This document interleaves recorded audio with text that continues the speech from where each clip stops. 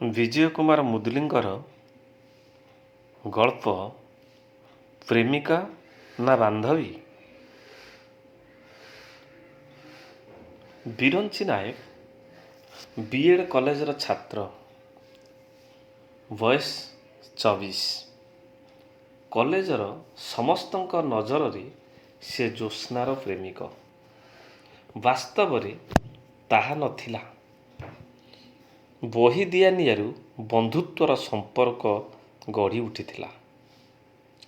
ସରୋଜ ହିଁ ଜ୍ୟୋତ୍ସ୍ନାର ପ୍ରକୃତ ପ୍ରେମିକ ଓ ବିରଞ୍ଚିର ଅନ୍ତରଙ୍ଗ ବନ୍ଧୁ। ସେଦିନ ବିରଞ୍ଚି ଜ୍ୟୋତ୍ସ୍ନାକୁ କହିଥିଲା, ଆମେ ଯାହା ସହିତ ସମ୍ପର୍କ ସ୍ଥାପନ କରୁ ତାହା ଚିରକାଳ। ଏହି ପଦେ କଥା ଜ୍ୟୋତ୍ସ୍ନାର ହୃଦୟ କନ୍ଦରକୁ ଭେଦ କରିଥିଲା। ସେ ରାତିସାରା ଶୋଇପାରି ନଥିଲା। ସରୋଜ ଉଦ୍ଦେଶ୍ୟରେ ଚିଠି ଲେଖିଥିଲା। ତା ପରଦିନ କଲେଜରେ ବିରଞ୍ଚିକୁ ଖଣ୍ଡେ ବହି ବଢ଼େଇ ଦଉ ଦଉ କୋମଳ କଣ୍ଠରେ କହିଥିଲା, ବହି ପଛପଟ ମଲାଟ ଖୋଲି ଦେଖିବ। ଗୋଟେ ମିଠା ହସଟେ ହସି ଦେଇ ସେଠାରୁ ଚାଲିଗଲା। ବହି ପଛପଟ ମଲାଟ ତଳେ ଥିବା ଜ୍ୟୋତ୍ସ୍ନାର ହୃଦୟ। ବିରଞ୍ଚି ଦେଖିଲା ଦୁଇଟି ଚିଠି। ଗୋଟିଏ ତା ଉଦ୍ଦେଶ୍ୟରେ, ଆଉ ଗୋଟିଏ ସରୋଜ ଉଦ୍ଦେଶ୍ୟରେ। ତା ଉଦ୍ଦେଶ୍ୟରେ ଥିବା ଚିଠିକୁ ସେ ତା ନିଜ ପାଖରେ ସାଇତି ରଖିଲା। ସରୋଜ ଏ ବିଷୟରେ ଅଜ୍ଞ ଥିଲା। ସେ ଚିଠିରେ ଭାଇ ଭଉଣୀ ସମ୍ପର୍କର ଉଚ୍ଚାରଣ ନଥିଲା। ହେଲେ ସରୋଜ ଚିଠିରେ ଥିଲା ପ୍ରେମର ଉଚ୍ଚାରଣ।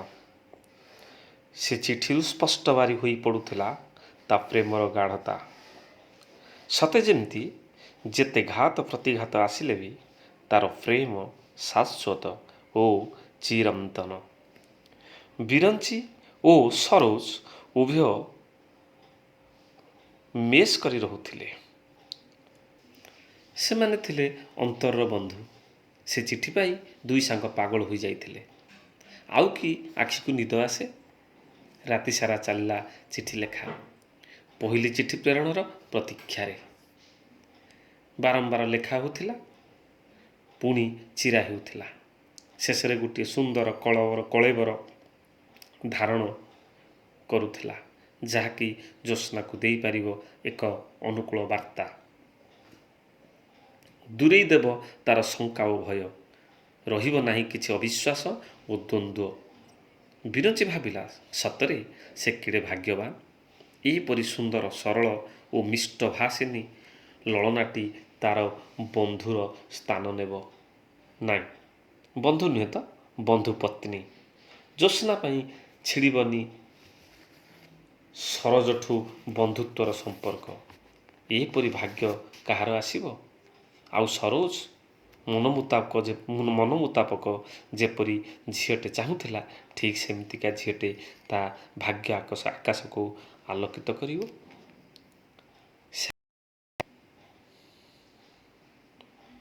ଶ୍ୟାମଳାଙ୍ଗୀ ପୁନେଇ ଜ୍ୟୋତ୍ସ୍ନାର ଗୋଲ ମୁହଁ, ଗୋଲାପୀ ଓଠ ତଳକୁ ଛୋଟ କଳାଜାଇ ଓ ଖିଲି ଖିଲି ହସ ତା ସୌନ୍ଦର୍ଯ୍ୟକୁ ଅନେକ ଗୁଣରେ ବର୍ଦ୍ଧିତ କରୁଥିଲା।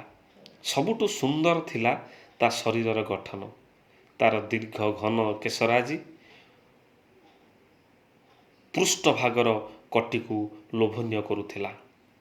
ସେଇ ଝିଅର ସବୁଠୁ ବିଶେଷତ୍ୱ ଥିଲା ସୁନ୍ଦର ଚେହେରା ଓ ସୁନ୍ଦର ଗୁଣର ସମନ୍ୱୟ। ଜଣେ ତା ମନଲାଖି ପ୍ରେମିକା ଓ ଆଉ ଜଣେ ତା ମନଲାଖି ବନ୍ଧୁପତ୍ନୀଟିଏ କିପରି ପାଇବ, ତାର ପ୍ରାରମ୍ଭିକ ପର୍ବ ଆରମ୍ଭ ହୋଇଥିଲା। ତା ପରଦିନ ବିରଞ୍ଚି ଓ ସରୋଜକୁ ଦେଖି ଜ୍ୟୋତ୍ସ୍ନା ଟିକେ ହସିଦେଇ ଲାଜେଇ ଯାଇଥିଲା। ସେହି ଲାଜୁଆ ହସ ସତେ ଯେମିତି ଅପେକ୍ଷା କରିଥିଲା,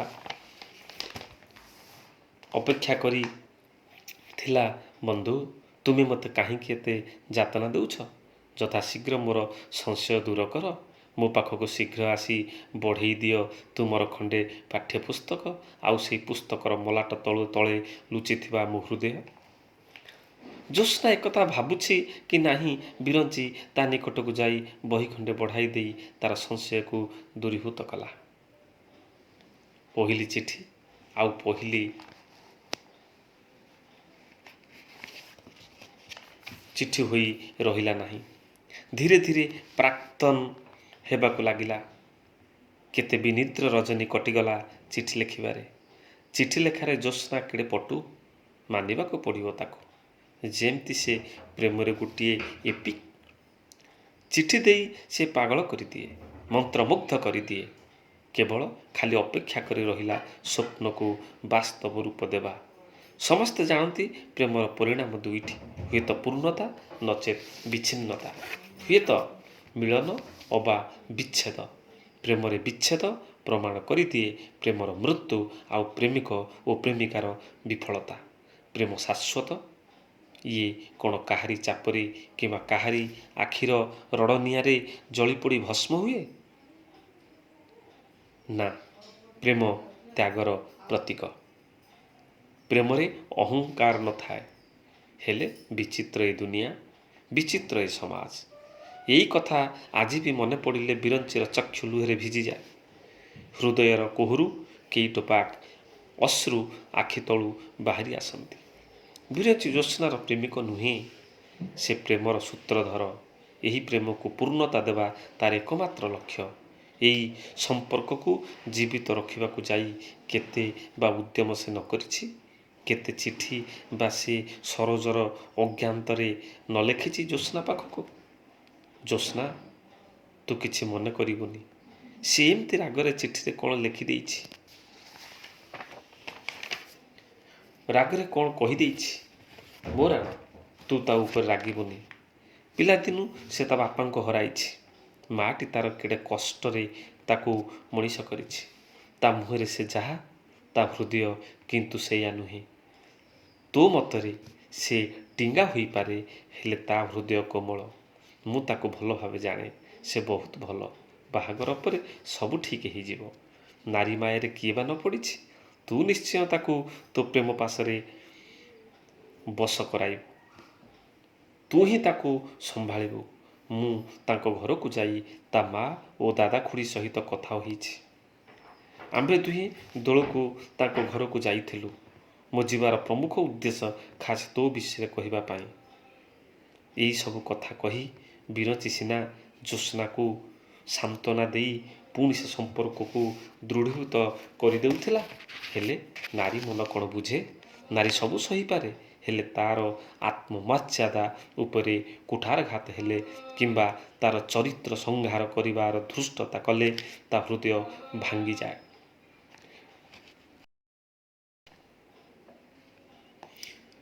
ବିରଞ୍ଚି ସରୋଜକୁ ମୁହଁରେ ଆକଟ କରିପାରେ ନାହିଁ। ଆକଟ କଲେ ବି ସେ କାହାରି ଆକଟର ବଶବର୍ତ୍ତୀ ହେବାର ପିଲା ନୁହେଁ। ବେଳେବେଳେ ବିରଞ୍ଚିର ରାଗ ଆସିଯାଏ ତା ନିଜ ଉପରେ, ପୁଣି କେତେବେଳେ ସେ ଦୁଇ ଜଣଙ୍କ ଉପରେ। ହେଲେ ତାର ବା ସ୍ୱାର୍ଥ କ'ଣ ଅଛି? କି ପ୍ରକାର ସ୍ୱାର୍ଥ ନିହିତ ଅଛି? ଖାଲି ଏତିକି, ସରୋଜକୁ ସେ ତା ଜୀବନରେ ଏକମାତ୍ର ବନ୍ଧୁ ବୋଲି ଭାବି ନେଇଛି। ଖାଲି ବନ୍ଧୁ ନୁହେଁ, ଭାଇ କହିଲେ ଅତ୍ୟୁକ୍ତି ହେବ ନାହିଁ। କଲେଜରେ ସମସ୍ତେ ଜାଣନ୍ତି ବିରଞ୍ଚି ଓ ସରୋଜ ମଧ୍ୟରେ କେଡ଼େ ନିବିଡ଼ ସମ୍ପର୍କ। ଏହାକୁ ବାସ୍ତବତାର ରୂପ ଦେବାକୁ ବିରଞ୍ଚି ଅନେକ ପ୍ରଚେଷ୍ଟା କରିଛି। ସେ ଚାହେଁ ସରୋଜ ତାର। ସରୋଜ ଉପରେ ଆଉ କାହାର ଅଧିକାର ନାହିଁ। କେବଳ ଯଦି କାହାର ଅଧିକାର ରହିବ, ସିଏ ଜ୍ୟୋତ୍ସ୍ନା। ବିରଞ୍ଚି ନିନ୍ଦିଛି ତା ଭାଗ୍ୟକୁ, ଧିକ୍କାରିଛି ତା ନିଜକୁ। ବନ୍ଧୁର ଭଲ ପାଇବା ଓ ତାର ପ୍ରେମକୁ ସାକାର କରିବା ପାଇଁ ଉଦ୍ୟମ ଯେ ନିରର୍ଥକ। ତାର ମନ ଲାଖି ଝିଅଟିକୁ ସତରେ କ'ଣ ସରୋଜ ପାଇବନି? ଅନେକ ପ୍ରଶ୍ନ ବାଣରେ ଜର୍ଜରିତ ହୋଇଯାଏ ବିରଞ୍ଚି। ନାରୀତ୍ୱର ସର୍ବଶ୍ରେଷ୍ଠ ଗୁଣର ଅଧିକାରିଣୀ ହୋଇ ମଧ୍ୟ ଜ୍ୟୋତ୍ସ୍ନା ଆଜି କାହିଁକି ପଛେଇ ଯାଉଛି? ମାମୁଁ ଘରେ ରହି ପାଠ ପଢ଼ୁଛି ବୋଲି କ'ଣ ପ୍ରେମ କରିବା ମନା? ମାମୁଁଙ୍କ ସାମ୍ନାରେ ଠିଆ ହୋଇ ନିଜ ମତ ରଖିବା ସତ୍ସାହସ ନାହିଁ ବୋଲି କ'ଣ ପ୍ରେମକୁ ଜଳାଞ୍ଜଳି ଦେଇଦେବ? ପ୍ରେମକୁ ହତ୍ୟା କରିଦେବ? ତେବେ ଆରମ୍ଭ କିଏ କରିଥିଲା? ସେ ତ କେବେ ତାର ବାପ ଭାଇ କିମ୍ବା ମାମୁଁ ମାଇଁଙ୍କୁ ପଚାରି ସମ୍ପର୍କ ଯୋଡ଼ି ନଥିଲା? ଯଦି ପ୍ରେମକୁ ସାକାର ନ କରି ପାରିବାର ସତ୍ସାହସ ନାହିଁ, ତେବେ ଏହି ପଥକୁ ଆପଣେଇ ନେବାର ଅର୍ଥ କ'ଣ ହୋଇପାରେ? ନାରୀ ହୃଦୟରେ ପୁରୁଷ ଅନେକ ବାର କ୍ଷତ ସୃଷ୍ଟି କରିଥାଏ, ଆଉ ସେହି ସବୁ କ୍ଷତର ଯନ୍ତ୍ରଣାରୁ ବାହାରି ଆସିବାକୁ ପରମାତ୍ମା ତାଙ୍କୁ ଶକ୍ତି ଦେଇଥାଏ। ହେଲେ ପୁରୁଷ ହୃଦୟରେ ଥରେ କ୍ଷତ ସୃଷ୍ଟି ହେଲେ ସେଥିରୁ ସେ ମୁକୁଳି ପାରିନଥାଏ। ସେ କ'ଣ ନା କ'ଣ କରିଦେବାକୁ ପଶ୍ଚାତପଦ ହୋଇନଥାଏ। ଏହିପରି ଅନେକ କଥା ସେଦିନ ଭାବି ବିରଞ୍ଚି ପ୍ରସ୍ତାବ ଦେଇଥିଲା ଜ୍ୟୋତ୍ସ୍ନାକୁ। ଜ୍ୟୋତ୍ସ୍ନା, ପରୀକ୍ଷା ତ ସରିଗଲା, ତୁମେ ବି ତୁମ ଗାଁକୁ ଚାଲିଯିବ। ତୁମେ ଯାହା ଚାହିଁବ ତାହିଁ ହେବ। ଆମ ପକ୍ଷରୁ ସମସ୍ତଙ୍କର ସହମତି ରହିଛି। ମୋତେ ଯଦି କହିବ ତୁମର ଧରମ ଭାଇ ରୂପେ ହେଉ ଅବା ସାଙ୍ଗ ରୂପେ, ମୁଁ ତୁମ ଘରକୁ ଯାଇ ପ୍ରସ୍ତାବ ଦେବି। ନଚେତ୍ ମୁଁ ମାମୁଁ ଘରକୁ ଯାଇ ସରୋଜ ଓ ତୁମ ସମ୍ପର୍କ ବିଷୟରେ କହିବି। ସମ୍ପର୍କ କ'ଣ ଖାଲି ଏଇ ଚିଠି ଦିଆ ନିଆ ଭିତରେ ସୀମିତ ହୋଇ ରହିଯିବ? ସେଦିନ ଜ୍ୟୋତ୍ସ୍ନା କିଛି ବି ଉତ୍ତର ଦେଇନଥିଲା। ଚକ୍ଷୁ ଦୁଇଟି ଅବନମିତ କରି ବିରଞ୍ଚକୁ କିଛି କହିବ ବୋଲି ପ୍ରଚେଷ୍ଟା କରି ବିଫଳ ହେଉଥିଲା। ସେଦିନ ଜ୍ୟୋତ୍ସ୍ନା ମନରେ କ'ଣ ଥିଲା କେଜାଣି? ନାରୀ ମାୟା ଅଗୋଚର। ଜ୍ୟୋତ୍ସ୍ନା କ୍ଷେତ୍ରରେ କ'ଣ ଏହା ପ୍ରଯୁଜ୍ୟ? ଯାତ୍ରା ଭାଙ୍ଗିଗଲା ପରେ କଳାକାର ପରିଚୟର ମୃତ୍ୟୁ ଘଟେ। ସେମିତି ଏ ସମ୍ପର୍କ କ'ଣ ମରିଯିବ? ପରୀକ୍ଷା ସରିଗଲା ପରେ ସବୁ ସମ୍ପର୍କର ମୁହଁ କ'ଣ ପୁଣି ଅପରିଚିତ ଓ ଅଚିହ୍ନା ରହିଯିବ? ସେଦିନ ଜ୍ୟୋତ୍ସ୍ନାଠାରୁ ଠୋସ୍ ପ୍ରତିଶ୍ରୁତି ନ ପାଇ ବିରଞ୍ଚି ମର୍ମାହତ ହୋଇଥିଲା ଓ ତା ସ୍ୱାଭିମାନ ପଣିଆଟି ମୁଣ୍ଡ ଟେକି ଉଠିଥିଲା। ସେ ଗରିବ ଚାଷୀ ମୂଲିଆର ପୁଅ ହୋଇପାରେ, ହେଲେ ସ୍ୱାଭିମାନ ନିକଟରେ ସେ କେବେ ହାର ମାନିନି। ସମ୍ପର୍କ ଯୋଡ଼ିବା ଯେତିକି କଷ୍ଟ, ସମ୍ପର୍କ ଛିଡ଼ିବା ସେତିକି ସହଜ। ଏହି ଛିଣ୍ଡା ସମ୍ପର୍କକୁ ଧରି ସେ ଆଗକୁ ଆଉ ଯିବାକୁ ଚାହେଁନା। ସେଦିନ ଥିଲା କଲେଜର ଶେଷ ଦିନ ଓ ଶେଷ ସାକ୍ଷାତ।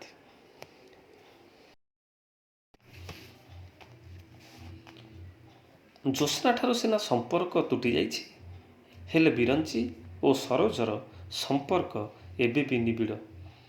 ସେ ଦୁଇ ବନ୍ଧୁଙ୍କର ବିବାହ ସରିଯାଇଛି, ପୁଣି ଆରେଞ୍ଜଡ ମ୍ୟାରେଜ। ଜ୍ୟୋତ୍ସ୍ନା ଓ ସରୋଜ ପ୍ରସଙ୍ଗରେ ବିରଞ୍ଚିର ସହଧର୍ମିଣୀ କୁନି ବିରଞ୍ଚିକୁ ପ୍ରଶ୍ନ କରିଥିଲା। ତେବେ ସତରେ ଜ୍ୟୋତ୍ସ୍ନା କ'ଣ ହୃଦୟ ଦେଇ ସରୋଜକୁ ପ୍ରେମ କରୁଥିଲା? ଯଦି ବା ଏହା ସତ୍ୟ ହୁଏ, ପ୍ରେମ ସର୍ତ୍ତକୁ ସାକାର କରିବାକୁ ଯାଇ ସେ କାହିଁକି ପଛଘୁଞ୍ଚା ଦେଉଥିଲା? ସେ ତୁମକୁ ଧରମ ଭାଇ ପରି ଦେଖୁଥିଲା, ନା ମନେ ମନେ ତୁମକୁ ହୃଦୟ ଦେଇଥିଲା, ଯାହାକି ତା ନିକଟରେ ଖୋଲି ପ୍ରକାଶ କରିବାକୁ ସତ୍ସାହସ ନଥିଲା? ତା ଶେଷ କଥା, ସେ ତୁମକୁ ମନ ଖୋଲି କହିଦେଉ ବୋଲି ଅନେକ ପ୍ରଚେଷ୍ଟା କରିଥିଲା ଓ ସେଥିପାଇଁ ତୁମ ଆଖିରେ ତା ଆଖି ମିଶାଇ ଦେବାର ସତ୍ସାହସ ନଥିଲା। ସରୋଜକୁ ଭଲ ପାଇବା, ବାହା ହେବା କଥା ତୁମେ ତା ମୁଣ୍ଡରେ ବାରମ୍ବାର ପ୍ରବେଶ କରାଇଛ। ସରୋଜର ବ୍ୟବହାରରେ ସେ ସନ୍ତୁଷ୍ଟ ନଥିଲା, ହେଲେ ତୁମେ ତାକୁ ଥରେ ହେଲେ ବୁଝିବାକୁ ଚେଷ୍ଟା କରିଛ? କୁନିର ଏହିପରି ଦାର୍ଶନିକ ଯୁକ୍ତିଯୁକ୍ତ ମନ୍ତବ୍ୟକୁ ଶୁଣି ବିରଞ୍ଚି ଲଜ୍ଜିତ ହୋଇଥିଲା ଓ ଅନୁତାପ ବି। ଗୋଟିଏ ନାରୀର ହୃଦୟକୁ ବୁଝିବା ପୂର୍ବରୁ ସବୁ କିଛିର ପରିସମାପ୍ତି ଘଟି ସାରିଥିଲା। କୁନିକୁ ଖୁସି କରିବାକୁ ଯାଇ ବିରଞ୍ଚି କହିଲା, ତୁମେ ହୁଏତ ଠିକ୍ ଅନୁମାନ କରିଛ। କଥାକୁ ବାଧା ଦେଇ କୁନି କହିଲା, ଅନୁମାନ ନୁହେଁ, ଏହା ବାସ୍ତବ। ନାରୀର ମନ କଥା ନାରୀଟିଏ ଯେତିକି ଜାଣେ, ତାହା ପୁରୁଷକୁ ବୁଝିବାକୁ ସମ୍ଭବ ହୋଇନଥାଏ। କୁନି ଟିକେ ମୁର୍କି ହସିଦେଲା। ଗର୍ବରେ ତାର ଛାତି କୁଣ୍ଢେମୋଟ ହୋଇଗଲା। କାହିଁକି ନା ନାରୀମାନଙ୍କର ତ ଏହା ହିଁ ଦୁର୍ବଳତା। ତାଙ୍କ କଥା ତୁମେ ଯଦି ସ୍ୱୀକାର କରିଛ, ତାଙ୍କ ହଁରେ ଯଦି ହଁଟେ ମିଶାଇ ଦେଇଛ, ତେବେ ସେହି ପୁରୁଷ ହିଁ ତାଙ୍କର ଯୋଗ୍ୟ। କୁନି ସେଥିରୁ ବା କିପରି ଭିନ୍ନ ହୁଅନ୍ତା? ପୁଣି କୁନି ବିରଞ୍ଚିକୁ ପ୍ରଶଂସା କରିବାକୁ ଯାଇ କହିଲା, ବିରଞ୍ଚି, ସେଦିନ ଯଦି ଜ୍ୟୋତ୍ସ୍ନା ସ୍ଥାନରେ ମୁଁ ଥାନ୍ତି, ମୁଁ ତୁମକୁ ଖୋଲି କହିଥାନ୍ତି, ବିରଞ୍ଚି ନାୟକ ମୋର। ତା ପାଇଁ ମୁଁ ମୋ ଜୀବନ ଦେବାକୁ ପ୍ରସ୍ତୁତ, ହେଲେ ସରୋଜ ପାଇଁ ନୁହେଁ। ବିରଞ୍ଚି କୁନିର କଥାକୁ ଚୁପଚାପ ଶ୍ରବଣ କରି କିଛି କହିବାକୁ ସମର୍ଥ ନଥିଲା। ନିଜକୁ କେବଳ ପ୍ରଶ୍ନ କରୁଥିଲା, ଜ୍ୟୋତ୍ସ୍ନା ଥିଲା ତାର ପ୍ରେମିକା ନା ବାନ୍ଧବୀ? ଜ୍ୟୋତ୍ସ୍ନା ଥିଲା ତାର ପ୍ରେମିକା ନା ବାନ୍ଧବୀ? ଧନ୍ୟବାଦ।